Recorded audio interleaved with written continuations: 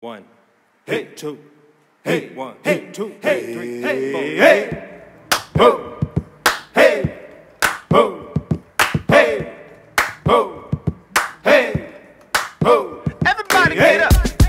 Ho, hey, ho, hey, ho, hey, ho.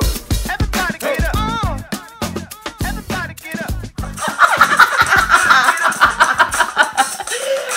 Doing Miss LaDios? How you doing, Miss Rav'n? I am fantastic. How are you? I'm doing fabulous today, just fabulous. Wonderful, but wonderful. This heat, huh? Oh my gosh, yeah, I'm melting right now. It's ridiculous. Denver's in the middle of a heat wave, which isn't really that true. We've had a lot of rain this week, but I'm in the middle of a heat wave, but that's my age, so never mind. She just don't like the heat. I love the heat, you know. But when you're perimenopausal like us, that heat is not our friend. It's a lot. It's a lot. I got to get some hormone therapy going or something. Yeah, so, but before we start our movie review, let's do a check-in. What's been happening with you in the last couple of weeks? I haven't seen you for a couple of weeks. You know, just keeping grinding. You know, I was in a stage reading this past week, a really cool play called The Flick. Nice. And yeah, it was a really great role, you know. I was kind of one of the leads, so it was nice to be in a stage reading where you're active the whole time, because you know what it's like when you're just waiting to jump in, and ooh, that can be kind of tedious. So yeah, so that was really fun. I think it'll be on YouTube later this week, so that'll be great. Okay. And yeah, that kept me a little bit busy. Keep me posted. Course so writing and all that. Post it on my YouTube channel. Definitely. And of course our YouTube channel. Absolutely, absolutely. You know, Actors from the Dark Side. Yes, yes. And what about you? What's been going on in your world? Oh, so I'm getting super excited because now Actors Access is pumping out all the auditions for the sitcom, so they're coming in, and I'm just like, yay! And then I checked in with my friend. He used to live here, and then he got married from his wife from the Bahamas, and they moved to Atlanta. Okay. But anyway, he's been watching our show, and he asked about you. Yeah, he's like, so who's your friend? And I was like, why? Are you trying to put her in a movie or something? You know, he is he's a award-winning documentary director, short film director. Oh, so very nice. Well, Calvin Harris shouts out, and he was like, well, I just want to know how you guys met. And I was like, oh, so you ain't watched all our shows. Episode 1. Yeah. But yeah, on that note, everything's been good. When we were in Wyoming, something interesting happened. We went to eat at a restaurant. I won't say the restaurant, but anyway, when they seated us originally, we were seated by the bathroom, and I was like, I don't want to sit here because it's by the bathroom. Yeah. You know? And then she goes, oh, I'm so sorry, I'm so sorry. And so she pulls it back out, and we had to wait outside, like with everybody else, of course. Sure. And then she seated us in a booth that we were comfortable with, and then so I had told the waiter that, you know, like we were ordering stuff that we don't eat pork, blah blah blah. But anyway, Mr. King got something, and it had like smothered with pork and gravy, and we're like, he didn't want to like send it back. But anyway, he ended up sending it back, and then afterwards, and it wasn't like bad service, like excellent service. But then at the end, we went to ask for our tab, and he was like, oh, your meal's paid. Oh, yeah. Wow. And I was like, really? I said, are you joking, right? He's like, no, I'm serious. I was like, who paid for it? He's like, I can't say. So, like, I was like really grateful whoever paid it. We want to say thank you so much. We appreciate it. Yeah. I think Mr. King was like, well, I was wondering because we complained, and you know the Black Lives Matter is going on. Yeah, but that is part of it too. I think you know. But doesn't it make you feel kind of good? I know personally, I feel good that the movement has gathered strength and speed, and there's so many people on board now, where I would say probably 6 months ago, going in public, it was a non-friendly place. I live in a pretty white community, you know, kind of well-to-do. So yeah, going to the grocery store, no one will acknowledge you, or they'll look at you with scorn, like, why the fuck are you here, that kind of thing. So all of a sudden, to see this shift where people are being nice, people are trying to, you know, it just feels like old Denver, if you will, because Denver's always been a very, I don't know, friendly place, at least amongst natives. And I've never gotten treatment like that amongst white people here in Denver that are born here. But all of a sudden, all these new people are here, and they don't know how to act because, you know, they come from different states, whatever. So yeah, so I've been very happy. I've seen, you know, there was some white guy jogging with his Black Lives Matter shirt on, and I was like, thank you, boo. You know, like, it makes me happy. Yeah, so they're I'm putting like, signs thank you for and joining the everything. movement. So, and we hope that everybody is being genuine and not doing it out of guilt, which might be a combination of both. But whatever's going to proceed with the movement, let's get it on. Absolutely. And so, that's going to lead us into our show. Oh, yes. We're doing a movie review. Yeah. So, spoiler alert. Spoiler alert. We always What's the name of the movie, Raven? Defy Blood. Yeah, by who, Raven? Spike Lee joint, baby. Oh my That's God. what I'm talking about. Yes. She left it up to me to make the next choice. Yeah, 40 Acres and a Mule production. Yes. So, wow. Wow. Yeah. So, if you haven't watched the movie, you haven't seen the movie, do not watch the rest of this show. Go watch. Go watch the movie and then come back. Yeah. Yeah. So we're about to get into it, delve deep. Why don't you start us off with a little bit of a synopsis? Give us a little bit of a little rundown of the movie. So this synopsis is basically a Spike Lee joint where he's just dealing with stories of black soldiers in Vietnam and that are largely erased from our American history and culture that people are not aware of. He mentions a plethora of people throughout the movie. There's little screenshots of different people who have been a contribution to us as Black Americans in America. Yes. So, and they basically were on a mission, and they were supposed to be bringing U.S. gold back. In the middle of the mission, their helicopter gets shot down. One of the GIs, who's actually the leader of their platoon, says, fuck this, let's keep the gold for ourselves. Yep. So they make a pact and they bury it, and now it's however many years later, and it's basically present time, and they're revisiting Ho Chi Minh, Vietnam, and getting together to go find this gold. Yes. So yeah, it's like a treasure hunt. If you will. So that's good to know, because I was thinking they were just in the war in and of itself and they ran across the gold. No, That's what I thought. I didn't know they were on a mission to go get the gold. So that... I was on there. They were supposed to transport it. Yeah. That's why they were on that helicopter. Yeah. Yes, absolutely. I thought they were just coming because they were going to kill more people. Yeah, it's So I'll say, okay, well, there's some great stars. Let me just tell you.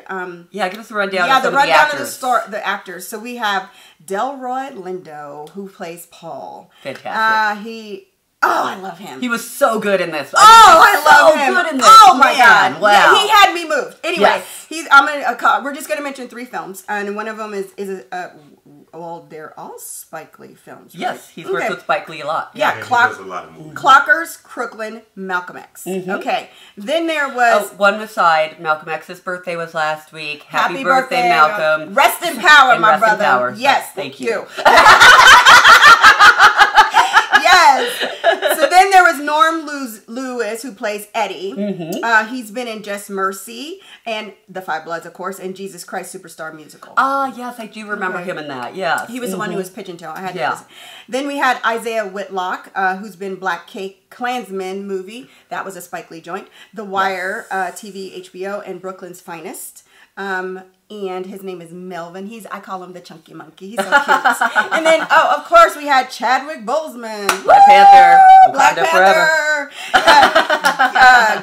Get on up. And then he's in the most recent 21 Bridges, which I have to watch. I need to watch that too. Maybe we should do a review of that. That could be a throwback review since it was like a little late, but it's still kind of present. It is. And then we had Clarke Peters, who's Otis. He's like the drug addict. I would say he's a narcotic. Was he kind of hooked on the narcotics? I'm not 100% sure, but he's the one that played the father. Yeah, he plays the father of the Asian woman. The father of we'll get to that. Okay. Yeah. But that's the right one. Okay. Well, he's the one I always just assimilate. Like, he has the ponytail. Oh, that's right. Yes. I was getting Paul and Otis confused. He was taking Oxycontin. Oxycontin. Okay. Yeah. He's been in The Wire, John Wick, and Harriet, the movie. So, cool. And then we had, so these are, some of the other supporting actors. Jonathan Major, who plays David, the son of Paul. And then he's been in The Last Black Man in San Francisco. I haven't seen that yet. That sounds interesting. And then this is an important actor. Ngo Thanh Van. She plays Hanu Hana. She's the broadcaster. Yeah, Bright. And she's also been in Bright 2017 movie. Okay. And then... that's one with Will Smith. Oh, yeah. I missed that one. The okay. one that went straight to Netflix. We have to check that one out. Okay, we'll come back to him in just a moment. Johnny Nguyen, who plays Vine, and then he's the rebel. He's been in the movie called The Rebel in 2007. I haven't seen him. No, he's a Vietnamese actor, so you just haven't seen him. I mean, it's hard being an Asian actor, I think, especially an Asian male. But that's a different, that's a different topic, but it is. It's that not. Might be true, because he looked familiar to me, and I thought he was an X-Man, and forgive me, he was not. Yeah, Johnny. Mr. King corrected me really quick. And then Wai Lan, who plays Tin Lu, that was the girlfriend of Otis. Okay, and then she was also an Ip Man.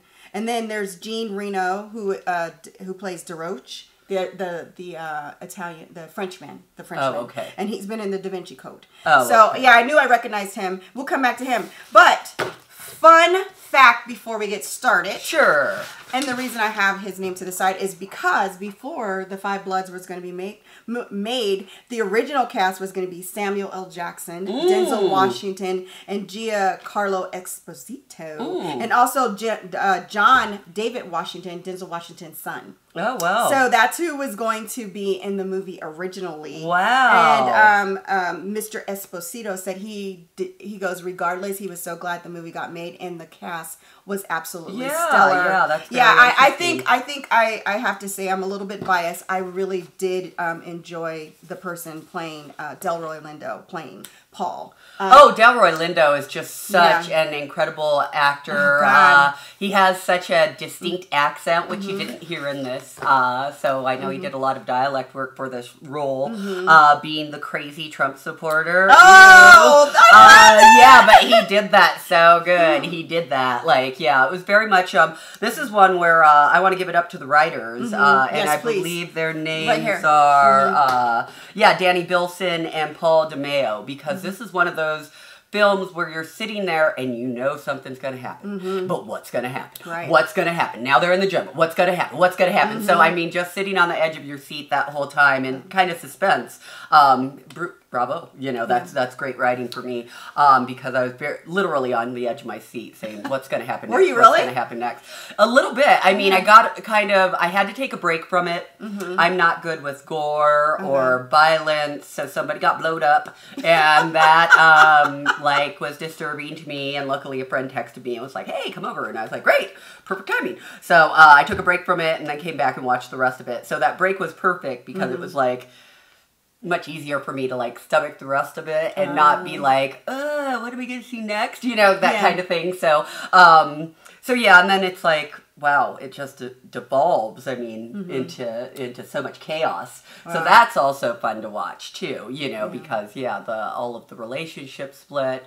I wished we would have gotten to know, now I'm going off on a tangent, but Storm and Norman we don't really get to see, because he's kind of a ghost character. He gets killed with everybody. But he's an important character. Absolutely, so important, because he's the bond that brought them all together. He's part of the Five Bloods. And is definitely the reason why Delroy Lindo, Paul, is back on this mission, because we find out that he has a real big, secret. Yeah, real big secret, and a real big kind of guilt that he's been kind of covering up. The wrong word, I can't think of the word, retribution. I don't know. There's something out there. It'll come to us. Yeah.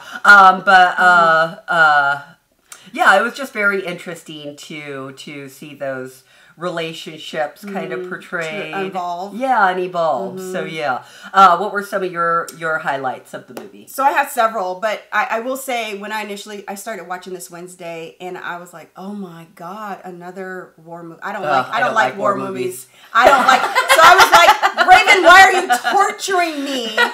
And so when I went in totally very, prejudice and not really open-minded, and so I got an hour in and I was like, come on, it's another hour. Spike Lee movies are long. Yes. And we had a power outage, so I came and I watched it this morning. So you did the same thing with yes, me. I watched it this morning and from the beginning to the end, all over. And then phenomenal movie, great choice. Oh yeah, because it wasn't just about the war in and of itself. It was very much prevalent deeper about how we are big contributions to America, and we are erased and wiped out, and we need to stop this. So it opens up with Muhammad Ali, doing an interview because, as you guys know, he was stripped of his title at one point because he wouldn't go to the Vietnam War. Right. And he says, I'm not gonna go over there. They're my brothers. They never did anything to me. They never called me nigga. They never hung me. They never lynched me. So, and throughout the movie, I looked at all the people he put in, like Milton Olive, who was, the 18-year-old, and he was a black war hero that they don't talk about.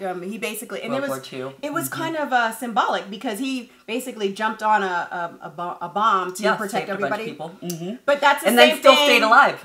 Yeah. Oh, see, I didn't know that. He lived until, if you watch the credits, he lived to like 1975 or something. He ended up being a very decorated war hero. Wow. And so sad that he's erased from like so many our history books. So many other black men that have been just absolutely But wasn't that what, what's his name did at the end too? Isaiah Whitlock. There was one that jumped on the bomb. Yeah, he jumped on the bomb as well. So that was then they talked about Crispus Attucks, of course, who was in there. Angela Davis was a part of it. Then Edwin Moses, how he was leading the 2000 Olympics game. He'd won 2 medals, one silver, 1 gold. Sure. And so there's just a lot of history that Spike Lee puts in. I don't want to give it too much away. But that was probably one of the highlights of the movie, right? Is that you didn't just get this bloody war movie.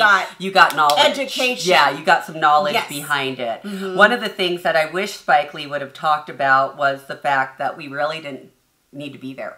You know, the French, I mean a little bit, but he didn't really go into Ho Chi Minh and the French. I'm going to talk about that. But, you know, like there's a French character and there's a couple of French characters, but that's because the Vietnam started being colonized by the French in the 1920s. Ho Chi Minh was a former prime minister who started kind of a national movement of the people to fight back against this colonialism. So that's why America joined with the South to fight against Ho Chi Minh and the Vietnamese, who were just trying to have their livelihood and not be subject to colonialism, which you see sprinkled in because there's French people that are defusing bombs there. There's a French tour guide who's rather condescending. So, you know, yeah, I don't know if people realize just how important Ho Chi Minh was to the Vietnamese. That's the reason why their capital is named after him. He was an incredibly iconic leader, and he was fighting for his people. And I'm ashamed of America's involvement in that war because we really shouldn't have been there. And there's definitely a lot of castigation put on the GIs by Hanoi Hannah and that kind of thing. But it's like, I just wish there would have been a little bit more in terms of like, we did not need to be in this damn war kind of thing. And there's lots of outspokenness of, hey, why? But yeah, the reason, I don't know. So yeah, I'll get off my tangent. But no, it's a good, because it actually, oh God, we play so well together. Because it ties into, I'm going to play on that because I think, and I love the way he contributed the parallelism of that, this war. This is my Asian brother. This is my black brother. But when you talked about Hannah, and I looked her up because I was like, who is this character? Because I was like, why? Every character in there is relevant, which is why you talked about the Frenchman and all that. But Hanoi Hannah, who is played by Ngo Tan Van, she was a big radio broadcaster in Vietnam, and she would she started getting so popular that she started doing 3 sets a day at 30 minutes a day for the Vietnam War. She started on there and she, you know, kind of did like, you know, stuff to help the soldiers, the GIs, you know, to have a source of amusement. But one of the things that she said in there that was really important, and I don't think she was like, because what did you use, castrating? She wasn't saying that. She was just like, basically saying, you guys don't even know that you're over here. She said the quote that she actually made was, African Americans represented approximately 11% of the civilization population. Yet in 1967, they represented 16.3% of the draftees and 23% of all combat troops in Vietnam. In 1965, African Americans accounted for nearly 25% of all combat deaths in Vietnam. By 1967, this percentage had dropped considerably from 12.7%, but the perception that blacks were more likely to be drafted and killed remained widespread. That's not a quote from the movie, but that's just a direct, real quote. Because I think in the movie she says something like, you guys only make up 11% of your population, and yet you make up 36% of the GIs here in Vietnam. And so she was, sorry, that wasn't the quote, but she was also indicating that you guys don't even know that this war is about money. No, this war is about money, and you guys are basically being the pawns. Well, to get that's where I said castigation. It's saying, hey, you're ignorant. You're stupid. You're fighting a war and you don't even know what the fuck it's about. Yeah. And that's basically what she was saying. So it was so interesting because when they put her in this film and then she starts saying, hey, black GI, you know, your Dr. Martin Luther King has been assassinated. And then so as I went to go read on the history about what happened, a lot of times after they've gotten this announcement, because she was very prevalent, they were surprised that she never even went to Hollywood. What's funny to me is that just a moment, because she was...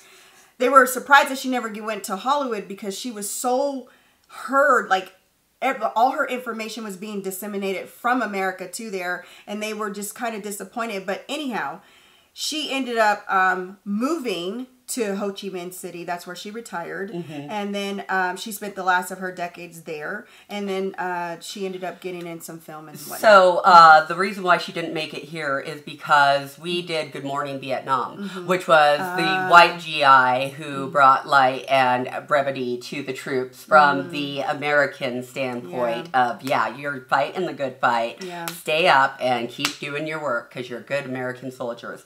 That's the reason why. We very seldomly propagate people that aren't up for the message, if you will, the American colonialism, capitalism message. If you're against that, they don't really love you. They don't love much of anybody. But anyway, I love the parallelism because when I seen... On one end, the Vietnamese were like, you killed me. And then on the other end, they're like, you killed me. And like... And then, they were like, we're brothers. At the end of the day, they were like, we're really brothers. You know, what I thought was interesting. That's the sad thing. What I thought was interesting is they went to go get this gold. The whole show is about the gold. Yeah. But if the gold was on their land, then it really didn't belong to America. And the thing that was upsetting to me was, not upsetting, but there was one point where their friend is really kind of standing up. They kind of just found a few bars of gold, and he's like, oh, it's all about this damn money, you know, blah, blah, blah. And he's the one that actually gets blowed up. But right before he gets blowed up, he says something along the lines, it was Eddie, Norm Lewis.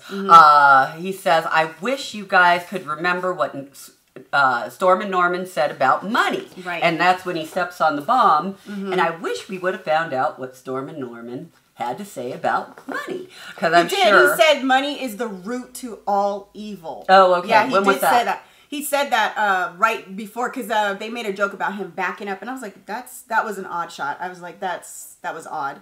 Because he wasn't drunk or inebriated that I knew of, and the way he was backing up didn't make sense. But for Storm and Norman? No, but when he said, do you remember what Storm and Norman said about money? And they said, no, you don't. And then they made a joke about him walking backwards, and he said money is the root to all evil. We need to love one another. Okay, so this was when they were in the club or something. No, this was when he was holding up the gold and backing up before he got blown up. Oh, okay. See, I must have missed it. My hearings. Yeah, because the reason I rewinded, I was like, what did he say? Because he was like, money is the root to all evil. We need to love one another. He said, and then he stepped on the bomb. Yes. Okay, yes. I missed it. Okay, my bad. It's okay. It was like, it was just like a lot. What I love about Spike Lee is he puts such important nuggets in there to educate you, to talk about, you know, loving one another, rebuilding the black community, the family. I felt like this was Spike Lee's Full Metal Jacket or Platoon or whatever. And I give him kudos for doing that because were around the same age, and I remember growing up with all of these Vietnam movies when I was in my younger years, and I'm not a male, so I didn't have like the, oh my god, I gotta go see Apocalypse Now, or blah, blah, blah. But every guy that I knew loved those movies, so I imagine Spike Lee's one of those guys, and this was a very great black homage to the Vietnam War movies, because you never get any black representation. Gosh, I don't even know if there was a black person in Full Metal Jacket, or, you know what I'm saying? Like, there might have been one, but, you know, at the end of the day, that wasn't reality. That's not how it was. So, it was nice to see these Five Bloods portrayed, and their struggle through this all, because, yeah, it was mission of gold, but at the end of the day, I think it was more a mission of like brotherhood and finding themselves. Yeah, I guess, so, oh, wow, we got 5 minutes, but there's so much more. So this is what we're going to do. We're going to take a pause and we're going to come back, because I think we got a little bit more to say. We're back. Thank you so much for sliding back through. So there's a couple of things that because I'm on a devout. I think I've seen every single Spike Lee movie ever, but what was your thoughts in the meaning of them being able to find Norm? What was, I mean, because they came for the gold, but what was your thoughts about them finding Norm? Well, that was all Paul. That was all Paul. And like I said, we find out in the end that Paul actually killed his brother. So Paul has this huge weight on his shoulder, this huge guilt on his shoulders, and his mission is very different from the other Five Bloods. So that's, or the other four, but it turns out to be five because his son joins. But yeah, I think that was the thing for him. He needs to find redemption in Paul, and he is going out of his way to do that. So yeah, finding the remains, I think that was all Paul. That wasn't really everybody else. Like, because I mean, what were you going to do with them? Really? I mean, like, you have all these bars of gold that you got to carry, and now you're going to carry a sack of bones. I mean, it just did. Well, they did bring it. They brought him back home so he can have their family. Yeah, they did. At the end, they showed his family getting, you know, his funeral, the body to put in.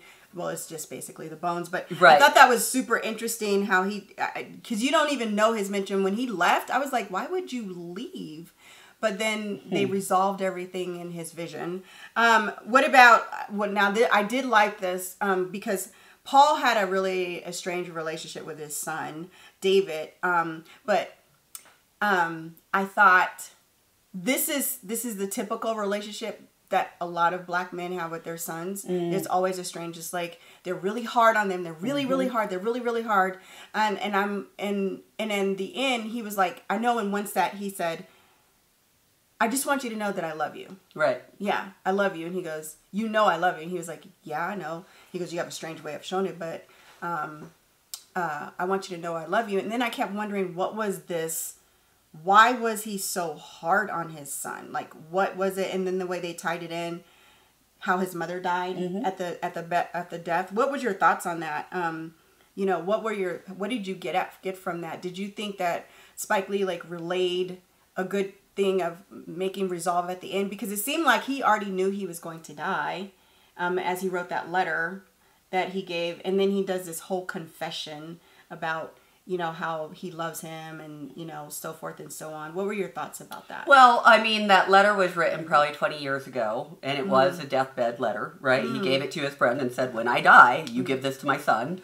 So, you know, I'm sure that was all of the emotion that he had for the mother, that he actually had for his son, that he would never show. I can't say what it's like to be a black man because I'm not, but I imagine from being a black woman that it's fucking really hard. And having to prepare your child for a world that's going to reject you and is not going to support you and might try to just shut you down at every turn, you do have to kind of raise somebody that's going to be tough. And that might mean not coddling. That might mean not being totally right there. And, oh, you fell? Let me just kiss your boo-boo. You know, it might mean get the fuck up and get over it. Because you're going to fall over again. And you need to know how to handle it out there. So there's something to that. I think sometimes in America, black families get looked at like we're tougher on our children and things like that. And mayhap we are. But it's because we go through a different set of circumstance. And we have to raise our children to be tough like us. Because you can't just let them go out there and be crumbled by the world, because yeah, that's your job as a parent. So yeah, those are my thoughts on that. That's a good thought. Yeah, I can say that typically happens, but I think that we need to balance that out with more love. But that's a whole nother topic. Sure.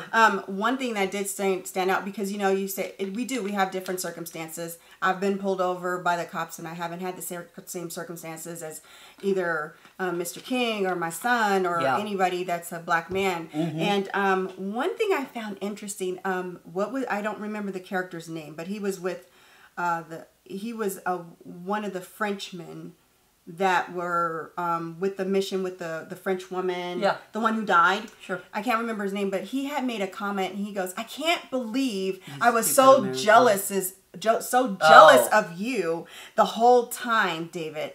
You're nothing," and he starts saying all this thing, and it made me think the psychological and see, these are things that I look for in a Spike Lee movie, because he puts it out there that if you're not like, if you're not a follower or a fan or someone who's like, he's putting it there on film. Like, these are psychological things, because it's like, with all this racism, is there like a real undertone of jealousy? Duh. Why do white people get tans? Yeah. And of course, but I'm just saying, these are things that he's telling you, like, this is happening, and, now, one of the things with Otis and Thin, I did not get why all these years that she kept his daughter from him.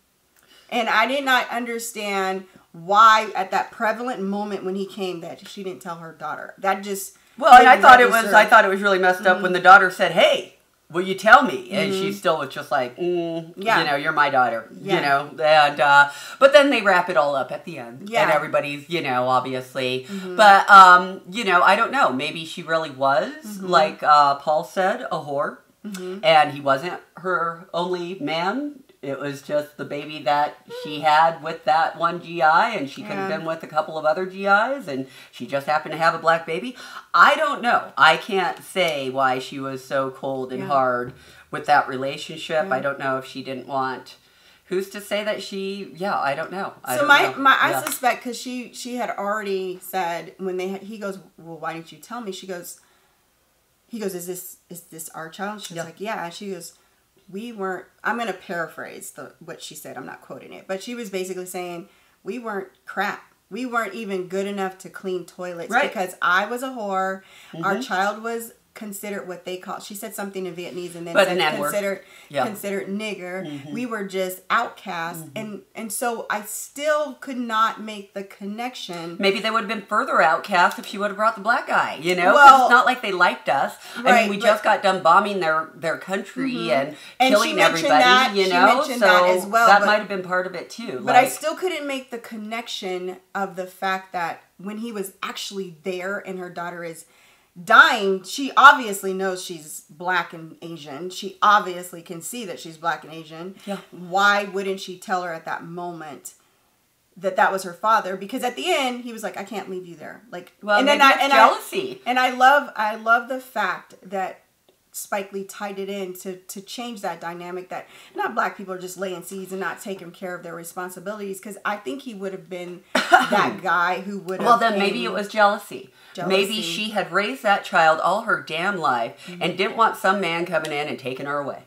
After all that time, he hadn't been there. I don't think that was maybe not. But at the end of the day, you don't know. I don't think that was it, because then she connected it at the end, and she was like, "Thank you," and they embraced and stuff. I just wonder if maybe she just felt maybe it was just intrigue, right?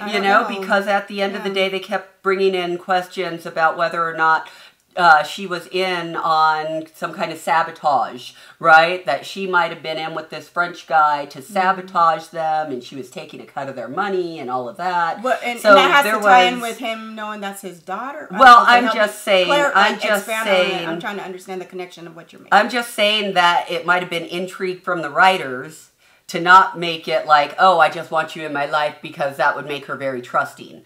That by her keeping him standoffish, keeping that relationship standoffish at that point in time that you're talking about, that was enough to give us intrigue as to what that woman's motivations are. So that might have just been writing. That just might have been writing, It could have been writing, but that would have made sense if he would have never came back at the end. No, I think it totally makes sense because at the end, then right? Yeah. At the end, you know that she wasn't in on it, that she wasn't trying to take... Well, I mean, if you take the writing out, I mean, if we can put the writing in and dissect and analyze the writing, but that's not what I'm talking about. I'm just talking about what was on film, what was already written. Like, sure. Why wouldn't you... What would change between now that you're sitting right there in front of your daughter... your daughter's sitting right there in front of her father. Why would you say not let her know versus at the end? What like? Do you think it was the fact that she came to her mother and made a plea? I don't know, but that's what I mean. And that's why you got. I mean, you can say cast away the writing, but at the end of the day, the writers are the ones that created it. That could have been a connection. That could have been it's like I don't know. I mean, here nor there, it wasn't that big of a deal to me. No, I mean these are things like I'm a Spike Lee thing, so I know Spike Lee doesn't just. But he didn't write this. I know, so he directed it. But he does direct it, and I know Spike Lee's directing. So he had his. Even when they were dancing down, he still had that same cut. Oh, yeah, that was direction. That was great direction. That was great. He still had that same shot that he always does where he's pulling him on the dolly. He still did that same shot. He has the same type of... Sure, that's direction. That's direction. Yeah. Well, no, I'm just saying he has... Those are his signatures. Like, I know what he does. Yeah. And then even like do you remember when David was holding the cup and they were in the rooms and his father was like, they were all in the hotel and David had just popped up there. I mean, and he was like, what did you come here for? You know, and they were all four in the room and then they did this close-up shot. So that's like a Spike Lee direction. So I know Spike Lee that he's not going to just direct something that doesn't have things in there, and I'm sure he read that script and probably helped. I don't know, dear, but I can't tell you the motivation of her. Yeah, she wasn't that. She wasn't that compelling of a character to me, so I wasn't that like, ooh, what's going on with her? Yeah, I know, like as an actor, I know everybody there. People are, if you're a supporting actor on film, there's you have a purpose. There's a purpose in there, absolutely. And I try to look at it and from a standpoint of. Okay, I'm sitting here, not necessarily an actor per se, but I'm sitting here like, why would you do this? You know, in my mind is I'm trying to dissect, like, why would you do that? Unfortunately, that's what I do. I loved how obviously his father, do you think that when he left his son, he was like, he's no longer my son anymore because, you know, he betrayed me? I didn't catch that. Who are you talking about? When when one of the Frenchmen got a loose, who hit who on the head? Did David hit Paul on the head, or did Eddie hit Paul on the head when they were in the jungle and then one of the Frenchmen got a loose? He got loose. Do you remember that?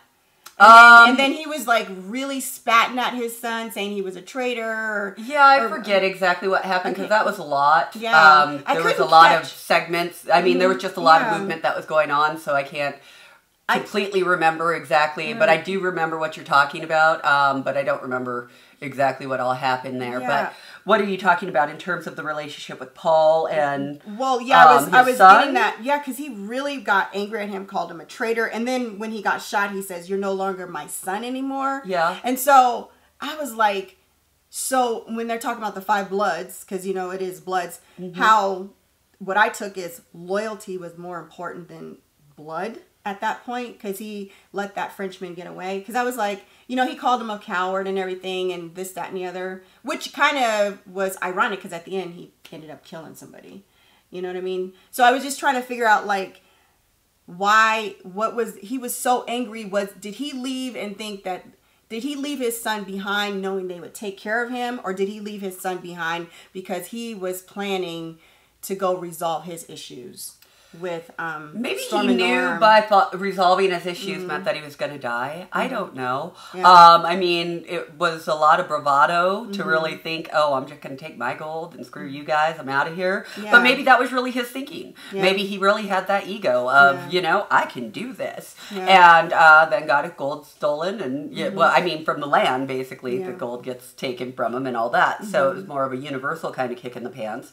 But I can't really pinpoint Paul's motives because he was so crazy to me, and I don't know anybody like that, and it's very hard, and I don't know anybody that's been affected by PTSD like that. So honestly, you're talking about the motivations of a crazy man, and I don't understand them because he was pretty it didn't make sense to me. It didn't make sense to me. Like, you know, but at the end of the day, he was so batshit crazy that it did make sense to me. Yeah. You know, does that make sense? I don't know. Like, it's just...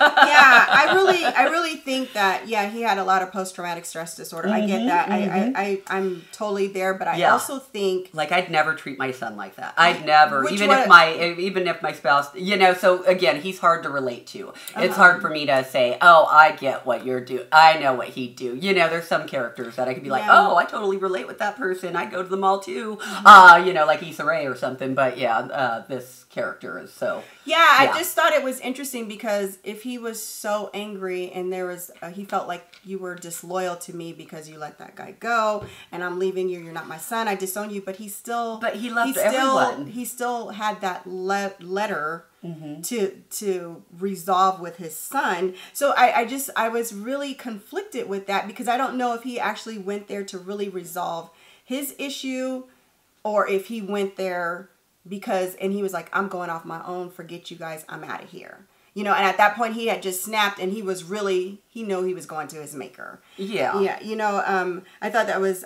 really, really good. And it's important because I know you said you can't relate to post-traumatic stress disorder. I get it. Or someone... I mean, I can because I have my own trauma, but not on that level. I mean, Paul was so unsettling that, I mean, when a Vietnamese person approached him, he'd be like, no, get him away. Like, I mean, it was this hyper, like, he was way further off than everybody else. And then when you find out at the end, like, he's carrying this massive guilt of killing somebody that he loved and admired so much, might have loved and admired Storm and Norman out of the rest of them. So for him to be the one to kill him, I think that crushed him. And I think everything that happened after that, his son, the woman, all of that, it didn't matter. He was plagued by this guilt. That he killed somebody that he cared so much about.